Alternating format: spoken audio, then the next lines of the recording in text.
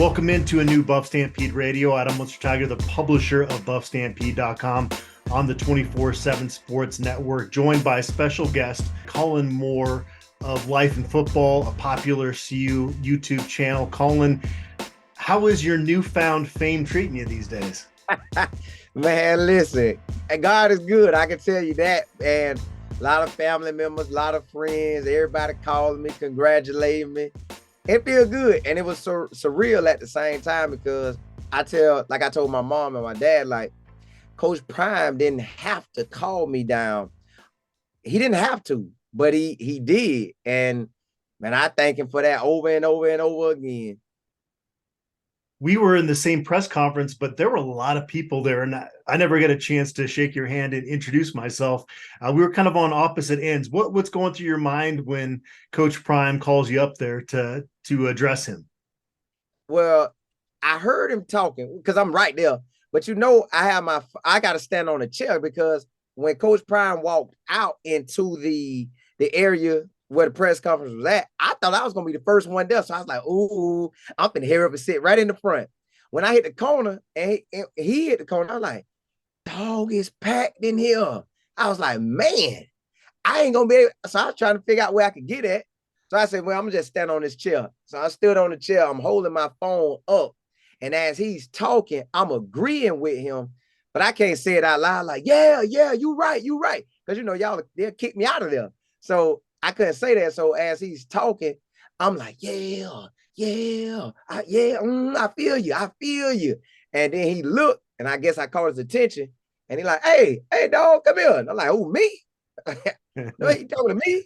They're like, yeah. So as I'm walking down, all I could think is, man, he done really called me down on his press conference.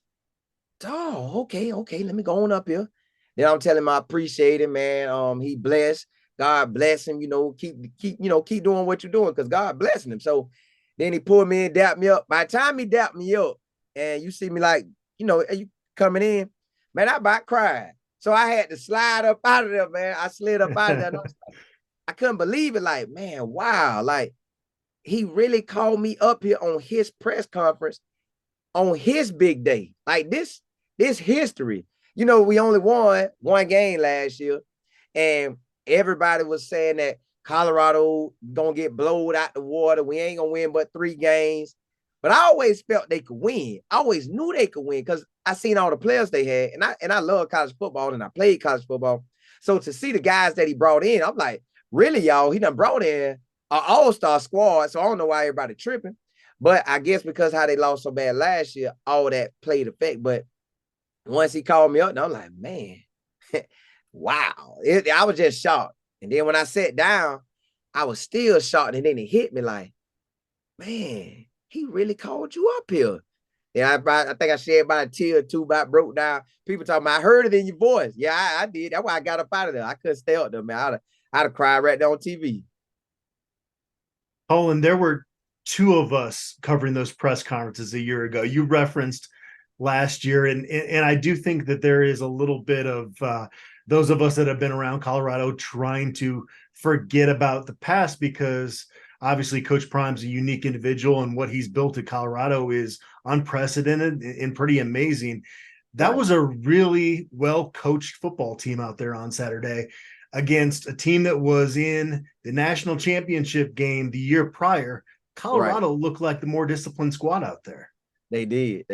And the real reason you could bank on that pretty much every game is because when he went into Jackson State, that's where we followed it at. When he got to Jackson State, me and the boys, we all locked in like, hey, let's see what Coach Prime gonna do. So we not only seen that spring semester. See, I didn't count the spring semester because that one his players. When they came back for that fall of 21, because spring of 21, he lost some games, but I didn't count that because that was what the team had already had. But in the fall of 21, he brought his dogs. They only lost 1 game during the regular season, and that was to Louisiana Monroe. Then they in a bowl game they lost, but I don't really bowl game. Then that next year, he had it stacked again, and they dominated everybody. So all I expected was the same thing. Like, that's how I looked at it. And then as he was recruiting players, I'm like, okay, he already brought Shador, which we knew he was legit. Travis Hunter, we know that's legit. All the guys he brought, we knew was legit. Then when he started bringing in Jimmy Horn and Xavier Weaver, Javon Antonio, and Savion Washington from Kent State, and Jack Bailey from Kent State. Then he brought Savion Wilkerson in. And the more players he was bringing in, I'm like, bro, when you go look at these players, they stacked. So all I could see was, oh, I'm at the barbershop telling everybody, hey, because everybody coming against me. Colin, I see you rocking with Deion. Y'all gonna win. Man, listen, we finna ball. TCU gonna blow y'all out. No, I say the only teams we technically gotta worry about, and I don't even know if we really gotta worry about it. I would more say the name. We gotta respect kind of the name of Oregon, respect the name of USC, respect the name of Utah. They got the name backing them. But when we get out there on that field, it's gonna be a different thing, because I believe our offense is honestly one of the top in the country. You can't find a better quarterback than what we got. Then when we line up at wide receivers, we got NFL wide receivers running routes. Then we got an O-line that's going to handle business and running backs that's going to handle business. So we got one of the top on that offense side of that ball. Colin, you mentioned that you've been following Coach Prime back to his Jackson State coaching days. Right. Mentioned that you played college football. First off, promote your YouTube channel for us, for folks that if they haven't stumbled upon your channel yet, how can they find you? And share a little bit about your background, where you're from, and what got you into wanting to cover Coach Prime. Okay, well, they can find us on YouTube or really anywhere. If you put in life and football, not the and right here, the word and AND, so life and football. As soon as you Google us or however you look it up, everything gonna pop up about us. Our YouTube will pop up, our Twitter will pop up, our Instagram will pop up, everything. So, but YouTube is where we do the most work at for Colorado. We do it on Twitter and Instagram as well. And our Twitter is life and ball. And then our Instagram is life and ball _. But as far as college football, I done played football probably since, well, not now, but from like the 4th grade all the way till college. And then after college, I thought I was good enough to go to the NFL, but not really realizing I didn't put my all into it. Plus, I'm on like 5'7.5". So I would have had to go out there, dominate, and run like a 4.2 or a 4.3, which I wasn't doing. And then we got into football. I started, having your normal jobs. And then once I got into the adult life, I was like, man, I'll tell my business partner, which is Michael Figures, I'll tell him, I'm like, listen, boy, this real life is something serious. Like, I need to go back and tell all the college players, listen, while y'all chasing that NFL dream, chase it with all you got, and don't be slacking off. Don't be doing stuff that's going to knock you off your course. Really focus on getting that dream if that's what you really want. Because if you get it, that's great. But if you miss it, you better have a job that you really want to work. So I always tell people, man, go line up about 5 jobs that you could do every single day of your life and would be happy. Now, I don't know if you're going to have to go shadow those jobs or what, but go pick 5 of your best jobs that you could see yourself working 40 hours a week, 7 days a week, only 2 weeks off a year. You better go find that, because once it's over, hopefully you got your college degree, because that's going to open up doors. If you don't have that college degree, you really left out there in the cold trying to figure it out. And that's going to guarantee you almost a minimum wage job, unless you got something in your area that makes a lot of money without a degree. But most jobs ain't like that. So that's how me and my friends started the business. We kept talking. I said, man, we got to start speaking to these players, man, because this thing real. Like, they don't know what's coming. I see what's coming. And if you don't make it, then what? And if you never prepared for what's next, you left in the cold. Like, a lot of people I went to school with, they already knew what they want to do that didn't play football. They already know, hey, I want to be in communications. Hey, I want to be in the business world. Hey, I want to be a teacher. Hey, I want to be a nurse. I had no clue what I wanted to be. All I wanted to do was play football. And I'm telling everybody, I'm going to make it to the NFL. I'm going to make it to the NFL. Man, that didn't happen. So now it's then what? That's how me and my business partner started Life in Football.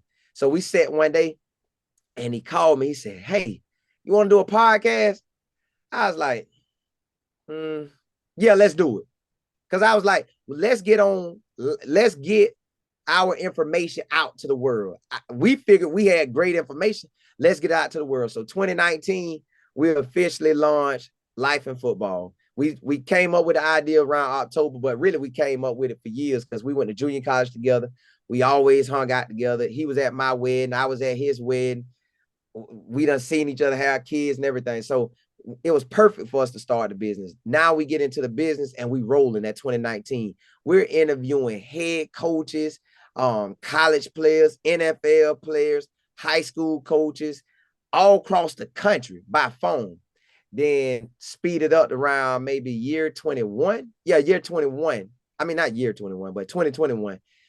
We started doing video of it. So then that kind of put us in the local market where we could only deal with the Florida area. And then, Lord behold, at the end of 22, Coach Prime had said he coming to Colorado. And then out of the blue, Desi Banks, he's a comedian, but he played ball as well. He made a video. I mean, he posted online saying, "Hey, I'm going to Colorado." So what I did was I just took that video, took that picture, made a video because the boy did play football. So I made a video of it. Man, God allowed that video to get 100,000 views. The next day, I say, well, let me see if I can make another video that make a lot of views because I never had that happen before. So we made another video and I did Destroying. You know that guy that come hang out with Travis Hunter. So I did that. I made a video of him and that video made by 200,000 views. I was like, ooh. I was like, Lord, okay. I think I'm about to talk about Coach Prime every day because I was going to watch him anyways.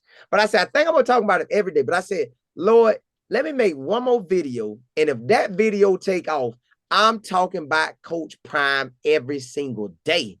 That video took off. And that was all she wrote. I was locked in. I was already going to be locked in, but I locked in for real then. And then I talked about him every single day, every day up until now, which I still do. But yeah.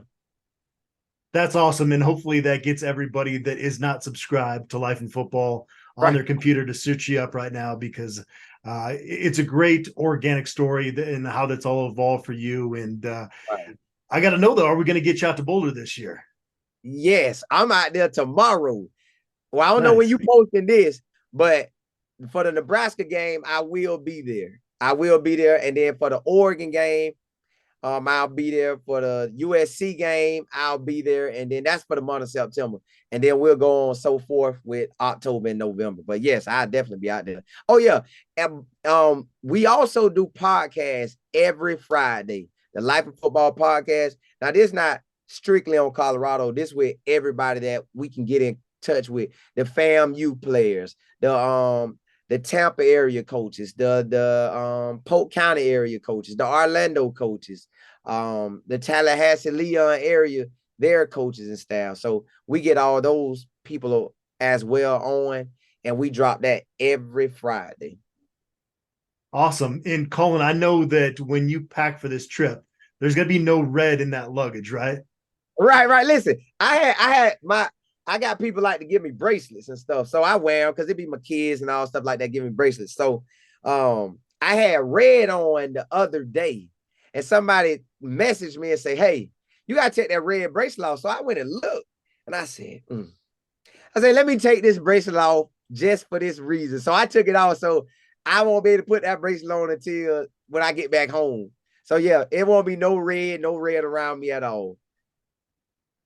What have you heard about this rivalry, if anything? Is it just not to wear red? Is there anything else you've heard? Well, since we've been talking about Colorado since the end of December, everybody was, they was talking about games, they would message me and say, "Hey, listen, this Nebraska game, we don't like them. We don't like them. And so you can't either. I don't like red." And then people tell you, "I went to the university. Do not say nothing with red. Call them corn. Don't have no red on. Don't put no N on." I was like, "Ooh, this thing's serious." So how I used to remember Nebraska.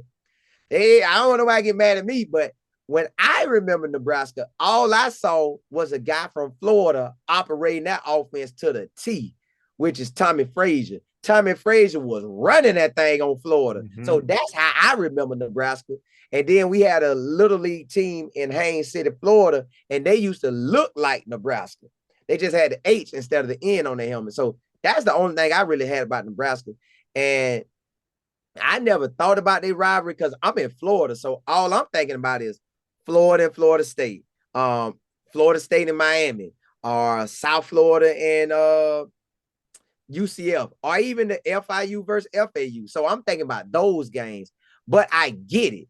I done heard people recently, the Colorado fans been telling me like, hey, this thing's serious. We've been playing them since the 1940, and they'll talk about how the wins and losses go, and they'll tell me that, but I just make it in my mind to a Florida State in Florida or Miami versus Florida State. That's how I take the game. So that give me a sense like, oh, okay, that's how they looking at it. Because when them teams play here, man, like at the end of the year, Florida State and Florida play every year at the end of the year. The first week of October is Florida State and Miami every year. So you know what to expect, and you know who got the hot hand and who don't. So all the fans around here, they'll come at you about the Gators in Florida State. So that's how I really look at the Nebraska and Colorado. I don't know if that's how y'all see it, but that's how I look at it. Well, you talk about those rivalries out in Florida, and that's what Colorado's been missing since they joined the Pac-12. Obviously, they're headed back to the Big 12, but they just never really had a rival in the Pac-12. And so I think the fact that there have been these breaks between playing Nebraska, it just has ramped it up even more when they actually are going to be able to battle it out on the gridiron. Colin, if there's a Nebraska fan that gives you is talking any kind of junk to you this weekend, all you have to do is respond 62-36. And that was the final score of the game back in 2001. And it really was the downturn of the Nebraska dynasty, really. You know, they were just a dominant team, and that game took place. Chris Brown had a monster day, and Colorado fans just love to say that score. You could even say that score to a Colorado fan, and you're going to get nothing but love back. Now, you just made me think of something.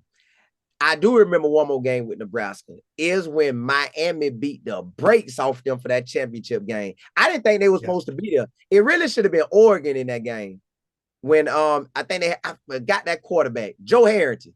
That's the game I think Joe Harrington supposed to play in, but the BCS didn't let them in that year. What else are you going to do when you're out in Colorado aside from the football game? Well, as soon as I get to Denver, I get to Denver about 9:15. I'm going to get the rental, and I'm going straight to Boulder. And I want to eat somewhere either in Denver for like a breakfast or eat in Boulder for like a brunch or lunch. And then I want to go straight to the facilities. And then I also want to see, because everybody say when you come in, it's so beautiful. So I go live with everything. So as soon as I'm pulling up through it, I'm going live so everybody can see it with me. That's not there. That's never seen it before. So and then we want to have a meet and greet on that Friday. A meet and greet. Somebody said something about a Pistol Pete, but I don't know. And then they said on Pearl Street, get on Pearl Street. So I want to check all that out. Okay. The Buff would be a great place for brunch if you're open to taking suggestions. Dark Horse, if you want a burger, Pasta J's on Pearl Street's a popular Buff spot. Yeah. No, Colin, this was a lot of fun. I enjoyed you taking the time out the day before traveling out to Colorado to do this with me. And hopefully I'll get a chance to shake your hand here in the future if there's not obviously last week was pretty hectic, but have a great trip out to Colorado, and hopefully Colorado improves to 2-0 this Saturday, right? Yeah. I feel they will. I definitely feel we finna get that win. I don't think Nebraska, they skilled players can match our skilled players, and they defense definitely can't match our offense. So I think we got it. I know we do, but you still got to play the game. But I think we got it. I think either we gonna blow them out or they'll hang around to like the second or third quarter. They'll try to hang around, but I think we're gonna eat them up. Yeah, their offensive coordinator says that the huddle is a heartbeat of an offense, which is kind of a 1950s philosophy. And my prediction is kind of in line with that. I just think late third quarter, fourth quarter, Colorado's conditioning, being at altitude and playing in that up tempo system is when they're going to kind of pull away from the Huskers. Now I do want to ask you this because you in Colorado. I told everybody I was gonna run the 40 yards or 20 yards on live, and I was gonna run it hard as I could. Alto told me I couldn't run 100 yards twice because he said to beat me down. If I get out there and run, is it that serious where I'm gonna be? Is it that serious? Or are they just talking? I think the whole altitude thing is really a personal thing. It really seems to affect everybody a little bit differently. For myself, it took about 2 weeks when I first moved out here back in 2003. And about 2 weeks later, I was good to go. For a couple of hundreds, you might be okay. If you push it further than that, then you might be feeling the lack of oxygen in the air up here. Right. Okay. Well, I'm gonna try it. I'm gonna try it. Well, I think we all look forward to watching you try that, and hopefully everybody can tune in and see how your first trip out. Is this your first trip out to Colorado? Yes. I done been to Awesome. Denver, but I never left the airport. So yes, this is gonna be my first official coming outside that Denver airport. Awesome. Colin, thanks again for joining us, and best of luck with everything going forward. Hopefully we can stay in touch. We definitely will. Appreciate that, man. All right.